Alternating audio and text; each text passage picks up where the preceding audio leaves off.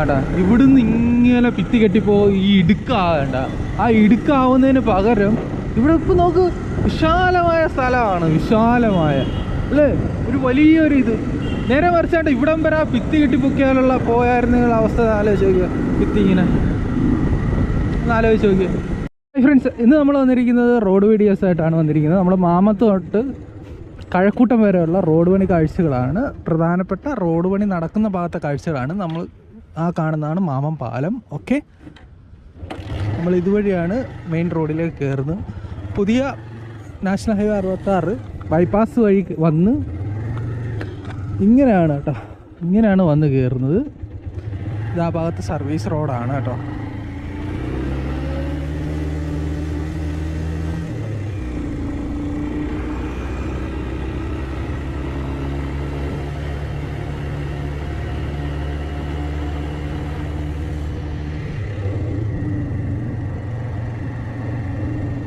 Okay, മാം പാലം കഴിഞ്ഞ ഉടനെ നമുക്ക് ഇവിടെ റോഡ് പണിയെക്കുറിച്ച് നോക്കുകയാണെങ്കിൽ ഈ ഭാഗത്ത് ഇങ്ങനെയൊക്കെയാണ് ഗൈസ്. നമ്മൾ കഴിഞ്ഞ വീഡിയോ ആറ്റിങ്ങൽ ബൈപ്പാസിനെ കുറിച്ചിട്ടുള്ള വീഡിയോ ആണ് ചെയ്തിരിക്കുന്നത് കേട്ടോ. അപ്പോൾ ബൈപ്പാസിലെ റോഡ് പണിയൊക്കെ ഇവിടം വരെ ആയി എന്നുള്ളത് ആ വീഡിയോ കണ്ടാൽ മനസ്സിലാവും. അതാദ്യം പോയി കാണുക, അതിനുശേഷം ഇത് കാണുക. അപ്പോൾ ഒരു കണ്ടിന്യൂ വരും അല്ലേ. അപ്പോൾ ആറ്റിങ്ങൽ മാമത്തുനിന്ന് നമ്മൾ വീഡിയോ സ്റ്റാർട്ട് ചെയ്ത് മാമം പാലം കഴിഞ്ഞ് മേളിലോട്ട് കയറുമ്പോൾ ഇവിടെ ഇങ്ങനെയാണ്. ഇവിടെ നല്ല ഇപ്പം റൈറ്റ് സൈഡ് കാണുന്ന ഭാഗമില്ലേ, അത് നല്ല താഴ്ചയുള്ള ആയിരുന്നു.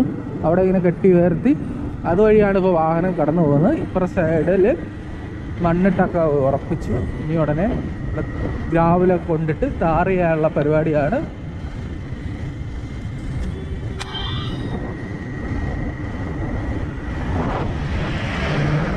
ഇപ്പോൾ നമ്മൾ പോകുന്നത് പുതിയ മുംബൈ വിഭാഗത്ത് റോഡില്ലായിരുന്നു, അവിടെ മണ്ണിട്ട് ഉയർത്തി പുതിയതായിട്ട് പണിഞ്ഞ റോഡാണ്. പഴയ റോഡ് ഇന്ന ഭാഗമാണ് ഈ കാണുന്നത്.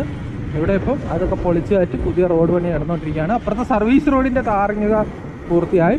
ഇപ്പോൾ ഇവിടെ വർക്ക് നടക്കുന്ന RKC എന്ന് പറയുന്ന കമ്പനിയാണ്. RDS കമ്പനിയിൽ നിന്ന് RKC കമ്പനിയിലേക്ക് RKC കമ്പനി ഏറ്റെടുത്തിട്ടാണ് ഇപ്പോൾ വർക്ക് നടക്കുന്നത്. ഇപ്പോൾ ഈ ഭാഗത്ത് കുറച്ച് ഫാസ്റ്റായിട്ട് തോന്നുന്നുണ്ട്. ഓക്കെ, ആറ്റിങ്ങൽ ബൈപ്പാസിൽ നിങ്ങൾ ആ വീഡിയോ കണ്ടാൽ മനസ്സിലാവും. ഒരുപാട് വലിയ പണികൾ നടക്കുന്നുണ്ട് സ്ഥലത്തൊക്കെ, വേണ്ട സ്ഥലത്തൊക്കെ വർക്ക് പെൻഡിങ് ആണ്.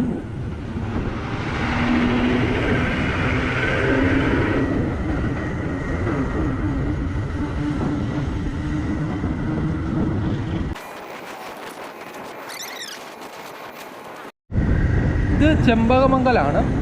ചെമ്പകമംഗലത്ത് നിന്ന് 16-ാം മൈലിലേക്ക് പോകുന്നതാണ്. സർവീസ് റോഡ് വഴിയാണ് പോകുന്നത് കേട്ടോ. ഇവിടെ ഇങ്ങനെ സർവീസ് റോഡൊക്കെ പണി പൂർത്തിയായിട്ട് കുറച്ച് ആളായി. ഇതേപോലെ ഇങ്ങനെ കെട്ടി ഉയർത്തിയിട്ട് കണ്ടിട്ടും കുറച്ച് ആളായി.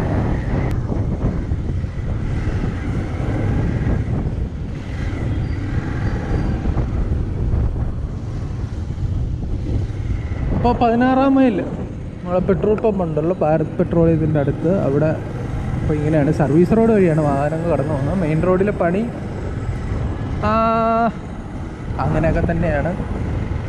ഇവിടെയൊക്കെ നല്ല കെട്ടി ഉയർത്തണം, പൊങ്ങി വരാണ് കേട്ടോ.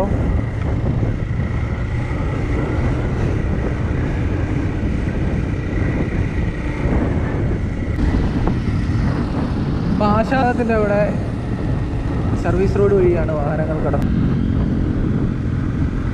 വേണ്ട ഇവിടെ നല്ല രീതിയിൽ പണികൾ പൂർത്തീകരിച്ചിരിക്കുകയാണ് കേട്ടോ.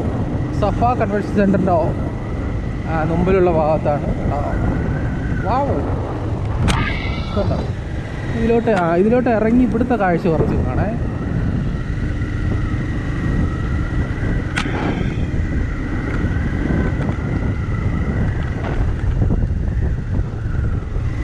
എളുപ്പമുള്ള സ്ഥലത്തൊക്കെ പണികൾ പെട്ടെന്ന് പൂർത്തിയായി, പാടുള്ള സ്ഥലത്ത് പണികൾ ഇഴഞ്ഞ് നീങ്ങുന്നതായിട്ട് ഫീൽ തോന്നുന്നുണ്ട്. പക്ഷേ ഇവിടെ ഇത്രയും ഭാഗം ടാറിങ് പണി പൂർത്തിയായിട്ടുണ്ട്. ഇനിയൊക്കെ ഏകദേശം ഇത്രത്തോളം പൂർത്തിയായി. ഇനി ഡിവൈഡർ വേണ്ടി വരും. ഫസ്റ്റ് ലെയറാണ് കേട്ടോ പൂർത്തിയായത്. ഇതിന് മേളിൽ വീണ്ടും ലെയറുണ്ട്. അപ്പോൾ ഇവിടെയൊക്കെ പണികൾ ഇങ്ങനെയാണ് കേട്ടോ. ഇത്രയും ഭാഗം സൂപ്പറായിട്ട് നടുക്ക് നല്ലൊരു പോസ്റ്റ് ഉണ്ട്.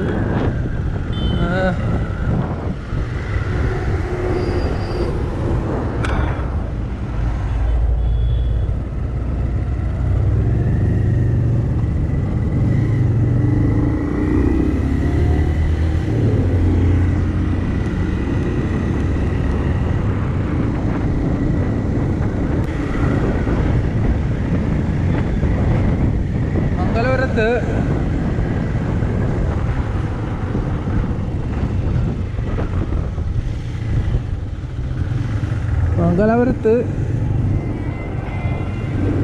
ഒരു അണ്ടർപാസ് വരുന്നുണ്ട്. പക്ഷെ ഇതിൻ്റെ ഈ തൂണിൻ്റെ പണിയൊക്കെ പൂർത്തിയായിട്ട് എത്ര നാളായെന്നറിയാമോ? ഇത് പിന്നെ ഒരു അനക്കവും ഇല്ല.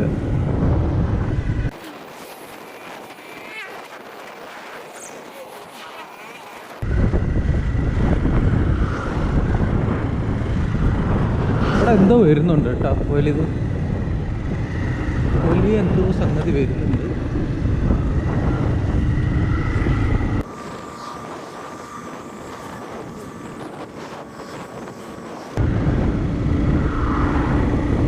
ഇവിടെ റോഡ് ഉയർന്നിട്ടാണ് വരേണ്ടത്. ഇവിടെയൊക്കെ മണ്ണിട്ട് ഉയർത്തണം കാരണം അവിടെ അണ്ടർപാസ് വരുന്നതിന് കൊണ്ട് തന്നെ റോഡ് അത്ര ഉയരണം.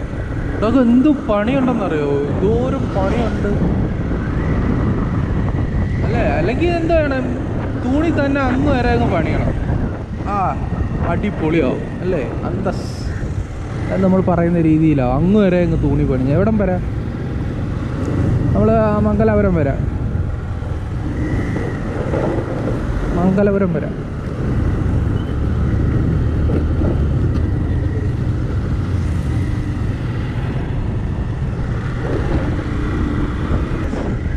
ഇവിടെ പാലത്തിൻ്റെ പണിയെ അങ്ങനെയാണ് കൊണ്ട്. ഇത് പുതിയൊരു അപ്ഡേറ്റ് ആണല്ലോ. എന്നാലും ഇവിടം വരെ വന്നില്ലേ, കഴക്കൂട്ടം വരെ കാണിച്ച് തിരിച്ചു വരാം.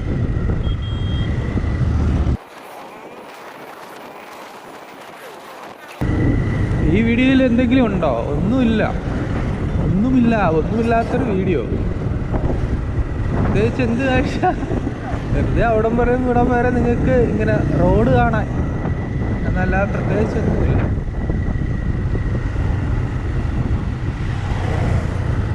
ഇവിടെയൊക്കെ റോഡ് നല്ല ഉയർന്നിട്ടായിരിക്കും വരുന്നത്. അതിൻ്റെ വേണ്ടിയുള്ള ഈ കോൺക്രീറ്റ് വാൾ ഇങ്ങനെ കെട്ടി ഉയർത്തുന്നത്. ഇവിടെ സത്യം പറഞ്ഞാൽ ഇവിടെയൊക്കെ പാലത്തിൽ വരണമായിരുന്നു. കൊട്ടിയം ഇപ്പം അനുഭവിക്കുകയാണ് കേട്ടോ. സത്യം പറഞ്ഞാൽ ഇതേപോലെ കോൺക്രീറ്റ് വാൾ കെട്ടി ഉയർത്തി കണ്ടല്ലേ, ആ നഗരം ഉണ്ടല്ലേ അങ്ങ് ഇടുങ്ങി ഒരുമാതിരി ശ്വാസം മുട്ടുന്ന അവസ്ഥയാണ്. കൊട്ടിയം പോയി നോക്കിയാൽ മനസ്സിലായി എന്ത് വിശാലമായ നഗരമായിരുന്നു. അതങ്ങ് മൂടി കെട്ടിപ്പോയി. നഗരങ്ങളിൽ പൂർണ്ണമായിട്ടും അല്ലെങ്കിൽ 10 ആൾ കൂടുന്ന സ്ഥലങ്ങളിൽ പാലം തന്നെ പണിയാണ്. നമ്മൾ ഇന്ന് തട്ടിമുട്ടി അങ്ങ് ഒരു സാധനം ഉണ്ടാക്കുന്ന പോലെ അല്ലല്ലേ, വർഷങ്ങളായിട്ട് അത് ഉപയോഗിക്കാൻ വേണ്ടി ഉണ്ടാക്കേണ്ടതല്ലേ. ഇവിടെ വേണ്ട ആ KSRTC അവിടെ ഒരു അണ്ടർപാസ്, ഇവിടെ ഒരു പാലം പണി ചെയ്യുക. അതിന് വേണ്ടി ചിലവഴിക്കുന്ന പൈസ നഷ്ടമാവില്ലെന്നേ. വർഷങ്ങളോളം നാടിൻ്റെ വളർച്ചയ്ക്ക് അത് വളരെ പ്രാധാന്യം വരും. ഈ പാലം തൊട്ടപ്പുറത്ത് വരുന്ന അവിടെ ഒരു പാലമുണ്ട്. അവിടുന്ന് ഈ കണിയാപുരം കംപ്ലീറ്റ് എലിവേറ്റഡ് ബ്രിഡ്ജ് പണിയുക, എലിവേറ്റഡ് ഹൈവേ പണിയുക. കുറച്ച് പൈസ ചിലവ് വേണ്ടി വരും. പക്ഷെ അത് നമുക്ക് വർഷങ്ങളോളം 19 വർഷം വരെ നമുക്ക് വേറെ വികസനത്തിൻ്റെ ആവശ്യമില്ലാത്തത്ര ഇതാണ്. ഇവിടെ ഈ മതിലിങ്ങനെ കെട്ടിപ്പൊക്കിയുണ്ടല്ലോ, ഇതുണ്ടല്ലേ. ഈ കൊട്ടിയം പോയി കണ്ടാൽ മനസ്സിലാവും. കൊട്ടി എന്താണ് ഇപ്പോൾ ശ്വാസം മുട്ട് നിങ്ങൾ ജസ്റ്റ് ഒന്ന് പോയി കണ്ടാൽ മനസ്സിലാവും. ശ്വാസം വിടാൻ വയ്യ. ആ നാടിൻ്റെ വളർച്ച നശിക്കും, വളർച്ച അങ്ങ് മുരടിക്കും. അതാണ്. ഇതൊക്കെ മുൻകൂട്ടി കാണാൻ കഴിഞ്ഞില്ല. വന്നപ്പോഴാണ് മനസ്സിലായത് ഇത് ഇത്രത്തോളം ഭീകരമാണെന്ന്. അന്നപ്പോഴാണ് മനസ്സിലായത്. പക്ഷെ ഇവിടെയൊക്കെ ഇനി ഇത് എലിവേറ്റഡ് ഹൈവേ തന്നെ പണിയണം. ഇവിടെ ഉണ്ടല്ലോ, ഇവിടുന്ന് ഈ സ്ഥലം വെട്ടറോഡ്, ഈ വെട്ടറോഡിൽ നിന്ന് കണിയാപുരം ഫുള്ള് ഒരു എലിവേറ്റഡ് ഹൈവേ അങ്ങ് പണിയുക. ഇതേപോലെ എന്ത് രസമായിരിക്കും എന്നറിയാം. ഇതേപോലെ ആ Kaniyapuram complete, Kaniyapuram KSRTC depot ഒക്കെ അല്ലേ, KSRTC സ്റ്റാൻഡിൻ്റെ അവിടെയൊക്കെ എന്തൊരു ഇതാണ് ഇടുങ്ങിയ. തൈബ മന്തി, ഇവിടെ പുതിയ മന്തിക്കട എവിടെയൊക്കെയാണ്. എന്തൊരു രസമായിരിക്കും എന്നറിയാം. അതേപോലെ പാലം ഇപ്പോൾ കാണാൻ തന്നെ ഭംഗിയും, നമുക്കൊരു റിലാക്സായിട്ട് എന്തൊരു ആശ്വാസം. ഇങ്ങനെ കൊട്ടിയത്ത് വന്നായിരുന്നെങ്കിൽ എന്ത് രസമായിരുന്നു. കൊട്ടി വേറെ ലെവലായാലല്ലേ, നമുക്ക് മുൻകൂട്ടി കാണാൻ സാധിച്ചില്ല. ഞാനൊക്കെ പണ്ട് തൊട്ടേ പറയുന്നുണ്ട് കൊട്ടിയത്ത് കുറച്ചും കൂടി നീളത്തിൽ ആ പാലം വരേണ്ടതാണ്, പക്ഷെ വന്നില്ല. എന്ത് ചെയ്യാനാ? അവിടെ സമരം നടത്തുന്നുണ്ട്. സമരം സക്സസ് ആയി കഴിഞ്ഞാൽ കുറച്ചും കൂടി നമുക്ക് റോഡ് പണിക്ക് ബുദ്ധിമുട്ടേണ്ടി വരും. പക്ഷേ കിട്ടാൻ പോകുന്നത് സൂപ്പർ ഒരു കൊട്ടിയായിരിക്കും. കുറേ നാളത്തേക്ക് നമുക്ക് പിന്നെ 19 കൊല്ലത്തേക്കും റോഡ് വികസിച്ചില്ലെങ്കിൽ കുഴപ്പമില്ല.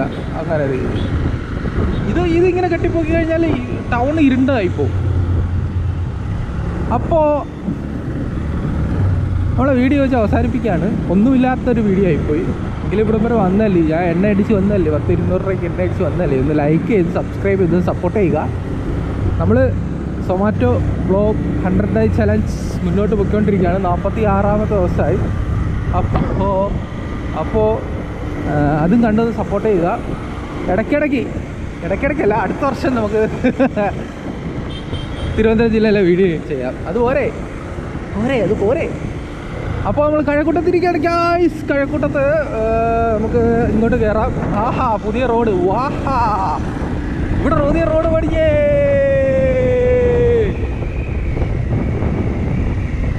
ഇവിടെ പുതിയ റോഡിലാണ് നമ്മൾ വണ്ടി ഓടിക്കുന്നത്. അൽസാജിൻ്റെ ഓപ്പോസിറ്റായി ആട്ടാ. ഇത് എലിവേറ്റഡ് ഹൈവേ ആണ്, 4 വരി പാത. ഇതിൻ്റെ താഴ്ഭാഗത്തൂടെ ഇത് പോയി നോക്കിയേ, എന്തൊരു മനോഹരമാണ്. അങ്ങനെ വേണം, ടൗൺ ഏരിയകളിൽ അങ്ങനെ വേണം പണിയാനില്ല. ഞാൻ ജസ്റ്റ് ഒന്ന് കാണിച്ചേ, അതും കൂടെ കാണിച്ച് വീഡിയോ അവസാനിക്കുക. ഈ വീഡിയോയിൽ പ്രത്യേകിച്ചൊന്നുമില്ലല്ലോ.